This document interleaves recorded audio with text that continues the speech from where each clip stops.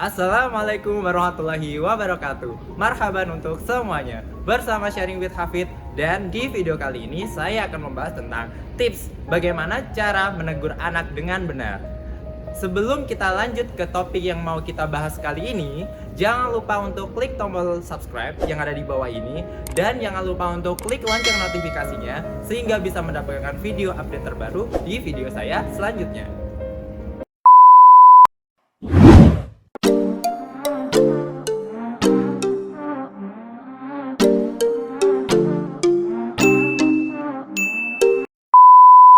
Nah, sebelum saya menjelaskan tips and triknya, di sini saya akan menjelaskan terlebih dahulu tentang fenomena yang terjadi saat ini, terutama dalam menegur anak ketika anak sedang salah, seperti itu. Nah, banyak sekali orang tua pada zaman sekarang itu masih menghakimi anaknya tanpa tahu tentang seluk-beluk apa yang terjadi pada anaknya tersebut ketika anaknya melakukan kesalahan. Terus kemudian tidak hanya itu saja, ada juga beberapa orang tua yang mengedepankan tentang metode ceramah. Jadi anak yang mempunyai masalah tersebut atau anak yang sedang melakukan kesalahan tidak diberikan waktu untuk menjelaskan apa yang terjadi pada anak tersebut, seperti itu. Nah, oke, daripada Anda semuanya bingung, mari kita bahas. Nah, mari kita bahas tips yang pertama. Nah, tips yang pertama adalah, jadi jika misalnya ayah dan bunda mempunyai anak yang sedang berada dalam masalah, lebih baik Anda sebagai orang tua untuk menanyakan terlebih dahulu tentang masalah apa yang terjadi pada anak Anda sendiri. Nah, ketika anak Anda sudah bercerita, dari situ Anda bisa menemukan titik poin permasalahan sehingga Anda bisa lebih mudah untuk memberikan nasihat. Yang kedua ini adalah, jika anak Anda mempunyai masalah, jangan langsung dinasehati, tetapi seharusnya lebih baik Anda memberikan sebuah pujian tentang perbuatan baik apa saja sudah pernah dilakukan oleh anak Anda tersebut. Misalnya, ketika anak Anda sedang telat untuk pulang ke rumah. Setelah Anda tahu cerita seluk-beluknya, Anda bisa memujinya. Misalnya, oh iya, kakak tadi telat datang ke rumah. Kenapa tidak izin? Kemarin itu izin, sudah bagus tuh izin. Kalau bisa ditingkatkan lagi tuh izinnya.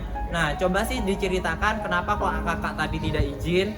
Seperti itu bahasanya, supaya anak tersebut bisa cerita dan orang tua itu jadi tahu tentang permasalahan kenapa dia datangnya terlambat, seperti itu.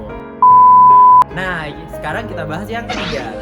Yang ketiga ini adalah berilah sebuah pengertian jika anak Anda itu dalam keadaan salah. Misalnya tadi contoh kasusnya adalah pulang terlambat.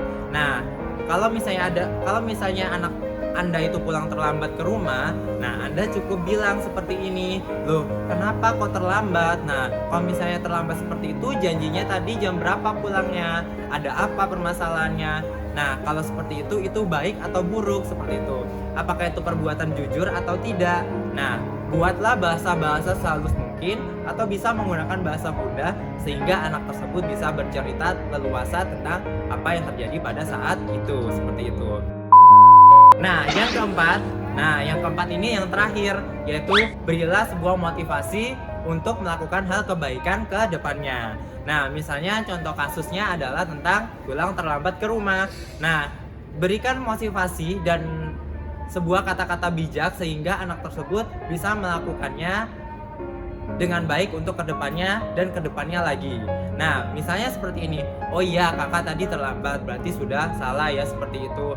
Jadi kalau bisa lain kali nanti pulangnya lebih diatur lagi dan waktunya lebih diatur lagi supaya bisa pulang tepat waktu dan tidak berbohong sama orang tua, seperti itu. Jadi kalau misalnya anak itu terlambat, berilah motivasi lagi tuh agar menjadi lebih baik lagi. Kakak pun bisa kok, kakak biasanya jujur, kakak biasanya juga baik, kakak biasanya juga sering ngobrol sama bunda. Jadi kalau misalnya ke depannya, kakak harus lebih giat lagi untuk melakukan kebaikan seperti itu supaya ayah dan bunda nanti tidak suudzon tentang apa yang kakak lakukan ketika kakak pulangnya terlambat ke rumah, seperti itu. Nah, itu tadi beberapa tips and trik dari saya. Nah, kebetulan tips and trik tersebut sudah saya terapkan pada murid saya. Jadi, di sini jika memang ada kesalahpahaman atau memang info yang saya berikan kurang tepat, mohon maaf yang sebesar-besarnya, karena di sini tujuannya saya untuk belajar. Nah, jadi kalau Anda semua tertarik dengan info ini, silakan untuk dilakukan dan diterapkan untuk kegiatan sehari-hari pada anak Anda sendiri, seperti itu. Nah, jika ada satu pesan, jika misalnya orang tua itu salah kepada anaknya, jangan pernah malu untuk mengatakan minta maaf kepada anak Anda sendiri. Kenapa? Nah, minta maaf itu memang suatu hal yang kecil, ucapan yang memang sangat simpel, tetapi dampaknya luar biasa. Nah, ketika kita sering berminta maaf kepada anak ketika kita melakukan kesalahan, otomatis anak tersebut juga akan melakukan hal sama kepada kita sendiri dan juga orang lain. Nah, baiklah, itu saja yang bisa saya sampaikan untuk video kali ini. Nah, jangan lupa untuk like jika Anda suka dengan video saya, dan jangan lupa untuk berikan saran saya di dalam kolom komentar yang ada di bawah. Nah, sehingga bisa membangun channel saya untuk lebih baik dan kita bisa belajar bersama lagi di video-video selanjutnya. Baik, itu saja yang bisa saya sampaikan. Semoga infonya bermanfaat dan juga berkah untuk Anda semua. Wabillahi taufiq wal hidayah. Wassalamualaikum warahmatullahi wabarakatuh. See you on the next video. Bye bye.